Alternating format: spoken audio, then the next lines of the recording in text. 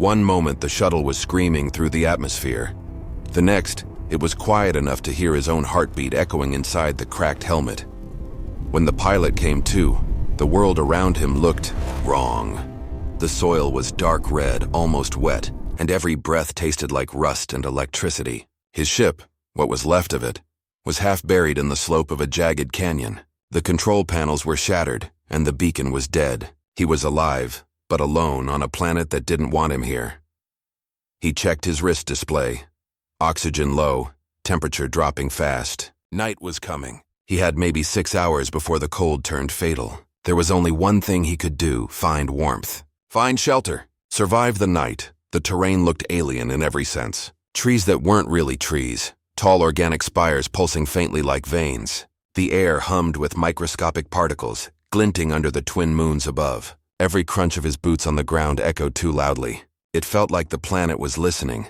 He scavenged what he could: rations, a thermal sheet, and a half-melted ignition pack. When he found a small hollow beneath an overhang, he decided it would have to do. The rock still radiated a faint warmth, maybe geothermal. It might keep him alive if he could start a fire.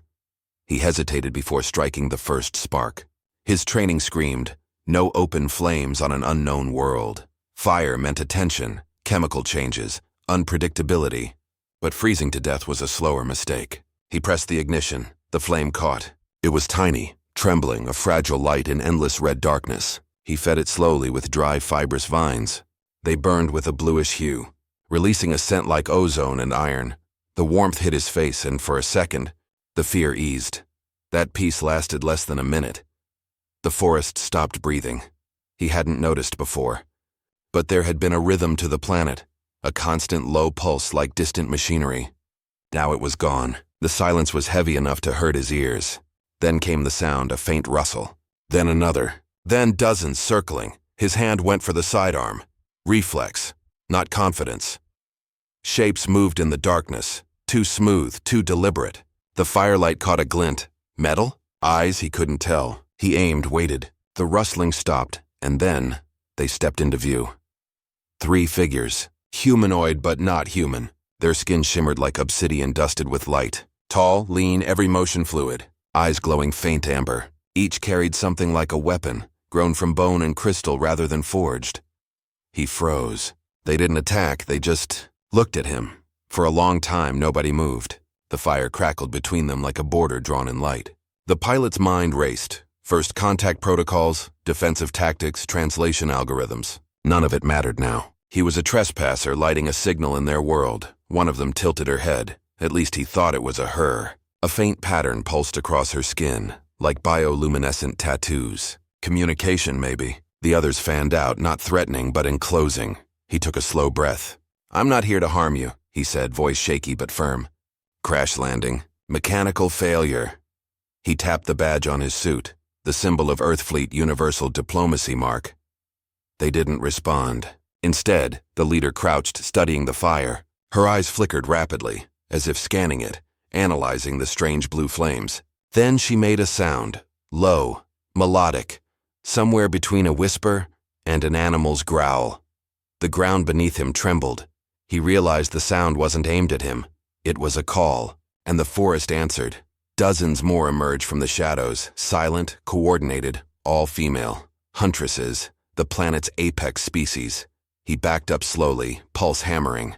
Okay, think, he muttered. Fire equals threat, or maybe challenge. But then something unexpected happened. The leader extended a hand, not toward him, but toward the flame. Slowly, deliberately, she placed her palm above it. The light reflected in her eyes, and she seemed fascinated. That's when he understood. They weren't afraid of the fire. They'd never seen it before. The pilot lowered his weapon. It's warmth, he said softly, pointing at the flame. Heat. Life. The leader looked at him again, expression unreadable.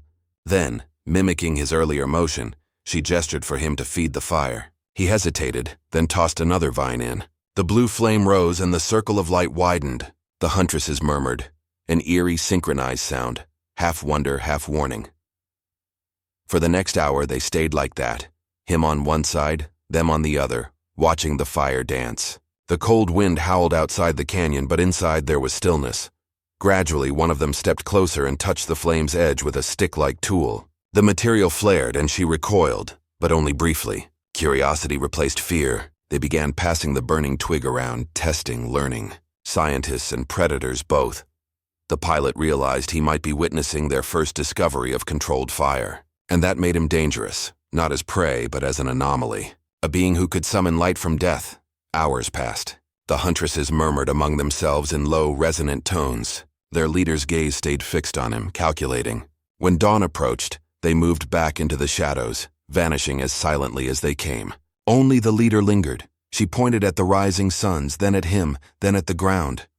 A gesture. Stay. He didn't understand at first. Then she reached into a pouch and tossed him something small and black. It rolled near his boot, a seed glowing faintly from within. Then she was gone.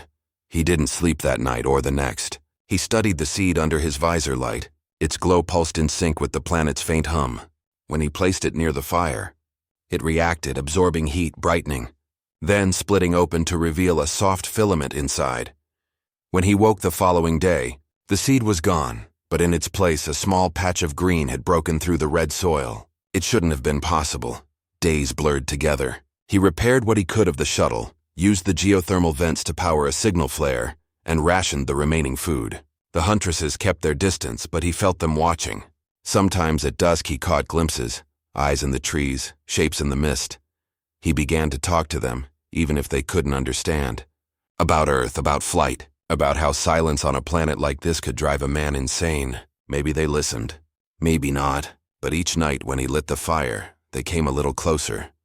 Then came the storm. A rolling wall of ash and wind that swallowed the horizon. His sensors screamed. Radiation surge, debris impact, atmospheric instability. The fire went out. His shelter collapsed. The pilot ran for the wreckage, trying to seal the cockpit, but the storm tore through everything. When he woke again, half buried in dust, he thought it was over. The air was thin, the light dim. His oxygen meter blinked red. That's when he saw them, figures moving through the haze. The Huntresses, wrapped in woven hides, carrying glowing orbs that cut through the storm. They had come for him. He tried to stand, but his leg was broken. He fell. One of them caught him, strong, careful hands lifting him like he weighed nothing. Through the blur of pain, he recognized the leader's amber eyes. She barked an order, and two others began dragging his gear, his tools, even pieces of the engine. They took him into the canyon, deep underground, where the heat of the planet bled through the stone. Bioluminescent vines lit the path. It wasn't a nest. It was a refuge. For 3 days, he drifted in and out of consciousness. They fed him, treated his wounds with a glowing salve that sealed the skin like liquid glass. When he awoke fully, the leader was there, watching. She pointed at the small flame they had built, imitating his fire, controlled, contained. Around it, others worked, creating heat, shaping tools, learning. She placed her hand over his heart, then over the fire. 2 pulses, 1 rhythm, understanding. He realized then that his fire hadn't just saved his life, it had changed theirs. When the storm cleared weeks later, he climbed back to the surface with their help. The sky was clean again, the wreck visible in the distance. He repaired the beacon with their materials, used their crystalline cores as power converters. When the rescue signal finally went through, he saw the leader standing nearby, eyes glowing in the sunlight. He knew he would leave, but part of him didn't want to. Because for all their alien grace and silent strength, they had shown him something deeply human. Connection born not of language, but of survival. When the extraction shuttle arrived, the pilot turned one last time. The Huntresses stood at the ridge, silent silhouettes against the twin suns. The leader raised a hand, not farewell, but recognition. He lit one final flame before he left, a signal of light on alien soil. The wind carried its smoke high into the red sky, and for a moment, he thought he saw them watching it rise, like they finally understood what it meant. Back aboard the rescue ship, as the engines lifted him toward orbit, he looked down at the growing glow on the surface below. Dozens of small fires flickered across the canyon, spreading like constellations. The Huntresses had learned. They had taken his spark and made it their own. And somewhere deep inside, he smiled. Because humanity's legacy on that hostile world wouldn't be a wrecked ship or a broken beacon. It would be light.